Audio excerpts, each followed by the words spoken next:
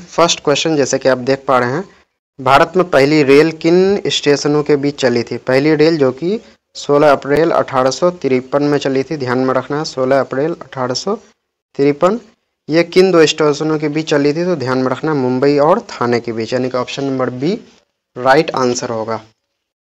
अगला जो क्वेश्चन है वो कह रहा है, खिलाफत आंदोलन कब आरंभ हुआ? खिलाफत आंदोलन कब आरंभ हुआ? तो ध्यान में रखना है, 1900 ये हुआ था 1919 में, यानी कि option number C right answer होगा।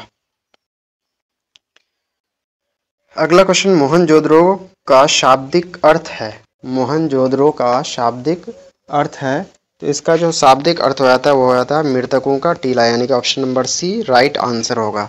अगला क्वेश्चन काफ़ी इंपॉर्टेंट है, हड़प्पा सभ्यता का आकार कैसा है? हड़प्पा सभ्यता का आकार कैसा है? तो ध्यान में रखना, त्रिभुजाकार है हड़प्पा सभ्यता का आकार, यानी कि ट्रायंगुलर है हड़प्पा सभ्यता का आकार। चलिए नेक्स्ट क्वेश्चन की ओर बढ़ते हैं। अगला जो क्वेश्चन कर रहा है, मोहनजोदड़ो किस नदी के किनारे बसा है? तो ध्यान में रखना है, मोहनजोदड़ो जो है वो सिंधु नदी के किनारे बसा है। इसको आप इस तरह से ध्यान रख सकते हैं, मो सी, यानी मो से मोहनजोदड़ो और सी से सिंधु।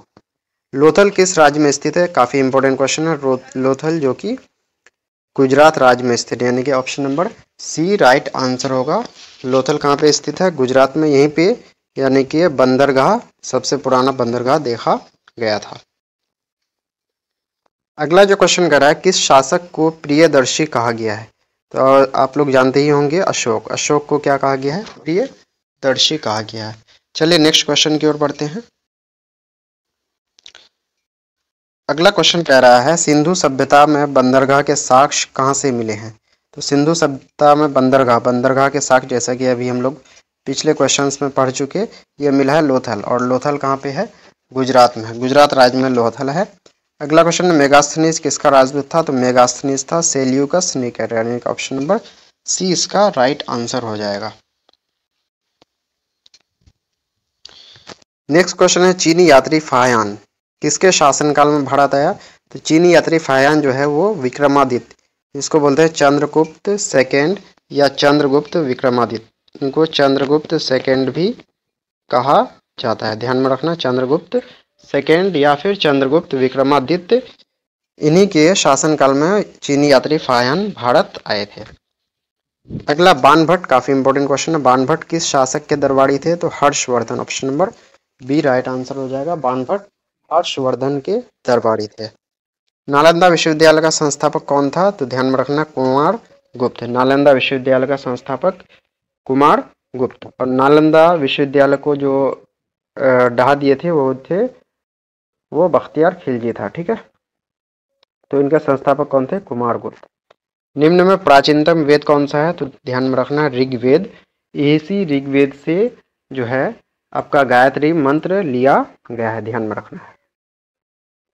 अगला क्वेश्चन है, किस वेद से संगीत की शुरुआत मानी जाती है? तो 100 से संगीत, और 100 से ही आएगा उस वेद का नाम सामवेद। तो इस तरह आप जो है याद रखने में आपको आसानी होगी। संगीत की शुरुआत जो है वो सामवेद से मानी जाती है। वेद कितने होते हैं? 4। ठीक है, ऋग्वेद, सामवेद, अथर्ववेद और यजुर्वेद। सबसे बाद का वेद कौन सा? यजुर्वेद। रामायण की रचना किसने की? तो रामायण की रचना की वाल्मीकि ने, और महाभारत की रचना की किसने? वेद व्यास ने। तो दोनों क्वेश्चंस को आप ध्यान में रखेंगे। नेक्स्ट क्वेश्चन जो है वो है, पांडवों के नए राज्य की राजधानी कहाँ थी? तो पांडवों के नए राज्य की राजधानी इंद्रप्रस्थ थी, ऑप्शन नंबर बी। जबकि कौरवों की राजधानी कहाँ थी? हस्तिनापुर। अगला क्वेश्चन जो कह रहा है वो है, अकबर का संरक्षक कौन था? अकबर का संरक्षक जानते हैं हम लोग, बैरम खान। अकबर का संरक्षक कौन था? बैरम खान था। नेक्स्ट क्वेश्चन जो है वो कह रहा है, हुमायूं नामा किसने लिखी थी? हुमायूं नामा किसने लिखी थी? तो option number C right answer हो जाएगा, गुलबदन बेगम। हुमायूं नामा जो है वो किसने लिखी थी? गुलबदन बेगम। नेक्स्ट क्वेश्चन की ओर बढ़ते हैं। अगला क्वेश्चन है, मुगल कालीन चित्रकला का चरम उत्कर्ष काल कौन सा था? यानी कि मुगल कालीन चित्रकला जो है सबसे उन्नति पे पहुंचा था कौन से टाइम पे, किसके शासनकाल में? तो ध्यान में रखना, जहांगीर के शासनकाल में चित्रकला जो है काफ़ी उसमें उन्नति हुई थी। जबकि जो शाहजहां के शासनकाल में स्थापत्य कला में जो है काफ़ी जो है डेवलपमेंट देखने को मिला था। तो ध्यान में रखना है, किस सुल्तान ने बाजार नियंत्रण नीति लागू किया? काफी इंपॉर्टेंट क्वेश्चन, इसका राइट आंसर होगा अलाउद्दीन खिलजी। रक्त एवं लौह या लौह एवं रक्त की नीति की शुरुआत किसने की? तो ऑप्शन नंबर सी हो जाएगा राइट आंसर, बलबन ने। प्रसिद्ध विरूपाक्ष मंदिर कहाँ स्थित है? तो प्रसिद्ध विरूपाक्ष मंदिर जो है वो हम्पी यानी कि विजयनगर में स्थित है। विजयनगर जो कि कर्नाटक में है। अगला क्वेश्चन है travels in the Mughal empire किसका यात्रा वृत्तांत है? Travels in the Mughal empire किसका यात्रा वृत्तांत है? तो ये हो जाएगा आपका बर्नियर यानी कि Francis Bernier. Option number C right answer होगा। Travels in the Mughal empire जो है ये फ्रांसिस बर्नियर का यात्रा वृत्तांत है। नेक्स्ट क्वेश्चन देख लेते हैं। अगला क्वेश्चन है रहला, किताबुल रहला जिसको बोलते हैं, नामक पुस्तक किसने लिखी? तो ये लिखी इब्न बतूता ने। ऑप्शन नंबर बी इसका जो है वो राइट आंसर होगा, यानी कि किताबुल रहला जो है वो किसने लिखी? इब्न बतूता ने। ताजमहल किस नदी के किनारे स्थित है? तो जैसे आप लोगों को पता ही होगा, यमुना नदी के किनारे स्थित है ताजमहल। ताजमहल का निर्माण किसने कराया? शाहजहां ने कराया। मार्को पोलो कहाँ का रहने वाला था? तो मार्को पोलो ये वेनिस का रहने वाला था। वेनिस कहाँ पे है? इटली में है, ध्यान में रखना कहाँ पे? इटली।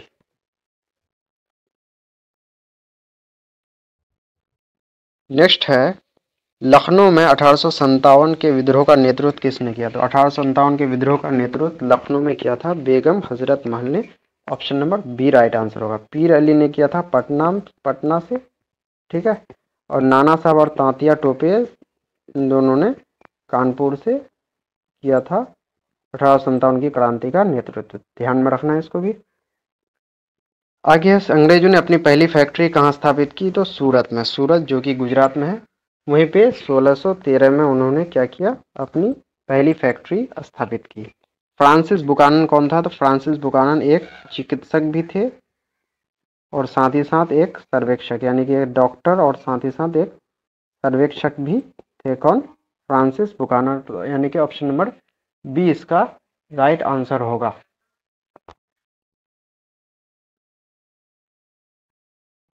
नेक्स्ट क्वेश्चन है सुएज नहर व्यापार के लिए कब खोला गया? सुएज नहर व्यापार के लिए कब खोला गया? तो इसका राइट आंसर होगा 1869। ऑप्शन नंबर बी इसका राइट आंसर हो जाएगा, यानी कि 1869 1869 में सुएज नहर को व्यापार के लिए खोला गया। सुएज नंबर में जो है, सुएज नहर में अभी जो है अधिकार किसका है? तो मिस्र का है, तो इंग्लिश में इजिप्ट भी कहते हैं, ठीक है। असहयोग आंदोलन कब शुरू हुआ था? असहयोग आंदोलन 1920 में शुरू हुआ था और 5 फरवरी 1922 को इसको स्थगित कर दिया गया था चौड़ी चौड़ा की घटना के कारण। तो इसको भी आप ध्यान रखेंगे। सुएज नहर जो है वो लाल सागर को भूमध्य सागर से जोड़ता है, रेड सी को मेडिटेरियन सी से जोड़ता है, यानी कि लाल सागर को भूमध्य सागर से जोड़ता है सुएज नहर। अगला क्वेश्चन, पूना समझौता किस वर्ष हुआ? पूना समझौता या पूना पैक्ट 1932 में हुआ था। Option number A right answer होगा। आधुनिक भारत के निर्माता किसे कहा जाता है? तो राजा राममोहन राय को आधुनिक भारत का निर्माता कहा जाता है। चलिए अगला क्वेश्चन की ओर बढ़ते हैं। अगला क्वेश्चन कह रहा है स्वतंत्र भारत के प्रथम गवर्नर जनरल कौन थे? स्वतंत्र भारत के प्रथम गवर्नर जनरल जो थे वो थे लॉर्ड माउंटबेटन। लेकिन ध्यान में रखना, अगर यहाँ पे स्वतंत्र भारत के प्रथम भारतीय गवर्नर जनरल पूछा जाएगा तो हो जाएगा चक्रवर्ती राजगोपालाचारी, या फिर स्वतंत्र भारत के अंतिम भारतीय गवर्नर जनरल या अंतिम गवर्नर जनरल पूछा जाएगा तो चक्रवर्ती राजगोपालाचारी हो जाएगा। भारतीय जोड़ेगा या फिर अंतिम जोड़ेगा तो हो जाएगा चक्रवर्ती राजगोपालाचारी। लॉर्ड कर्जन के टाइम ही जो है बंगाल का विभाजन हुआ था, ध्यान में रखना। और लॉर्ड डलहौजी जो है इन्होंने हड़प नीति की शुरुआत की थी। हड़प नीति के तहत पहला जो है रियासत जो है वो सतारा था। इसमें सतारा को जो है उसमें उसको हड़पा। चलिए नेक्स्ट क्वेश्चन की ओर बढ़ते हैं। अगला क्वेश्चन जो कर रहा है महात्मा गांधी को चंपारण लाने का श्रेय जाता है। महात्मा गांधी को चंपारण लाने का श्रेय जाता है तो जाता है राजकुमार शुक्ल को, यानी कि ऑप्शन नंबर डी इसका राइट आंसर होगा। महात्मा गांधी को चंपारण लाने का श्रेय किससे जाता है?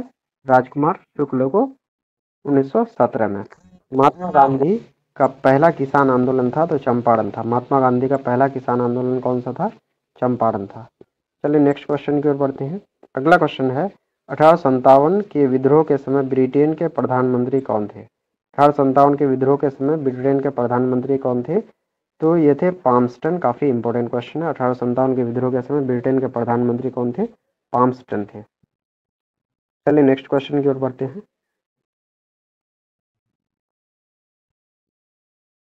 अगला क्वेश्चन कर रहा है गांधी जी किस गोलमेज सम्मेलन में भाग लिया? तो 3 गोलमेज सम्मेलन हुआ 1930, 31 और 32।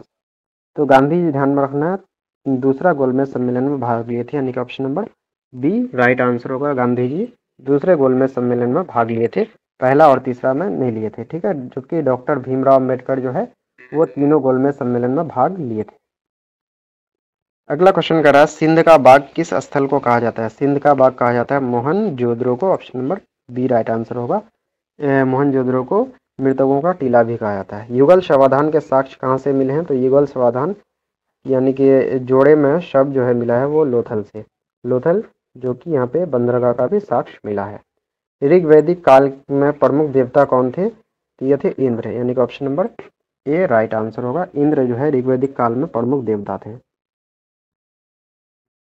इनमें से कौन सी रचना कालिदास की नहीं है?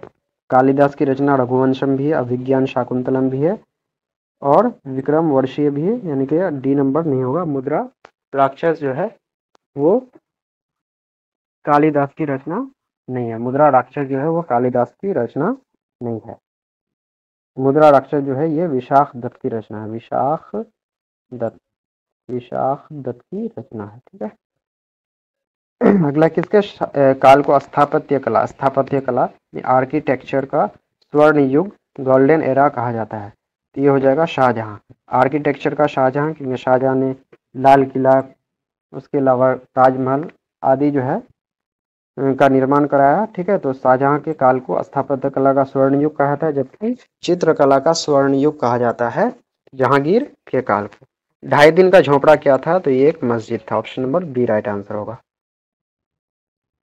बीरबल का वास्तविक नाम क्या था? बीरबल का वास्तविक नाम था महेश दास। बीरबल जो है अकबर के 9 रत्न में से शामिल थे। तुजू के बावड़ी किसने लिखी? तुजू के बावड़ी लिखा गया बाबर के द्वारा। कौन सी भाषा में? तुर्की भाषा में। भक्ति आंदोलन का उत्तर भारत में आरंभ किसने किया? काफी इंपोर्टेंट क्वेश्चन।